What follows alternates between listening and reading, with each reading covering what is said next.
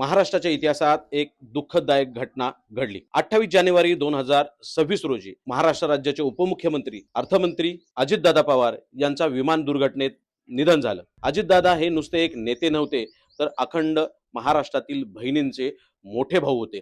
ज्यामध्ये 21 ते 65 वर्षीय महिलांना दरमहा 1500 रुपये म्हणजे 1,500 रुपये दिले जातात।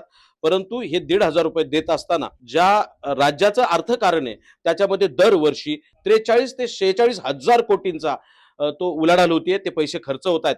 त्यामुळे राज्याच्या तिजोरीवरती फार मोठ्या प्रमाणात भार येतोय। अजितदादांच्या या योजनेची सुरुवात 2024 मध्ये सत्ता प्रस्थापित करण्यासाठी करण्यात आली होती। त्यानंतर त्यांनी या योजनेसाठी जवळपास 26,000 कोटी रुपयांची तरतूद केली आणि ही योजना चालू केली। निवडणुकीच्या तोंडावरती योजना चालू केली होती। ज्यांनी ज्यांनी फॉर्म भरले त्या जवळजवळ सगळ्यांनाच, म्हणजे कोणालाही नाकार नाही अशी ती योजना करण्यात आली। परंतु राज्यातील कर्ज वाढत आहे। जवळजवळ 2025 ते 2026 मध्ये 9.32 लाख कोटी या योजनेचा खर्च वाढल्याने अर्थसंकल्पामध्ये याची खूप मोठी तूट भासत आहे। ही तूट भरून काढणं या किंवा नवीन प्रशासनाला जमेल का याच्यावरती ही लाडकी बहीण योजना अवलंबून आहे। या राज्यातल्या ज्या भगिनी आहेत ह्या माऊलींच्या चेहऱ्यावरती या योजनेमुळे नक्की हसू येत आहे। त्यांच्या दैनंदिन रोजच्या गरजांना त्यांची मदत होतीये।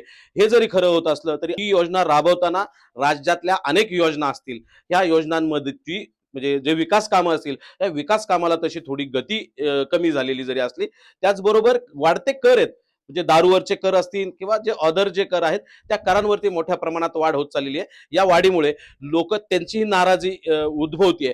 पण ह्या सरकारला हे पेलवता येणं, आर्थिक संदर्भातले जोड करणं हे फार कठीण जाणार आहे। संभाव्य स्थितीमध्ये ह्याच्यात बोलायचं झालं तर राज्यातल्या सगळ्या ज्या बहिणी आहेत तुमच्या छोट्या छोट्या गरजा पूर्ण होत राहतील। पण आज प्रश्न हा आहे की योजना थांबणार का? तुमची प्रतिक्रिया आमच्या कमेंट बॉक्समध्ये नक्की मांडा। महाराष्ट्र स्पेशलच्या विशेष भागात मी इथंच थांबतो। धन्यवाद।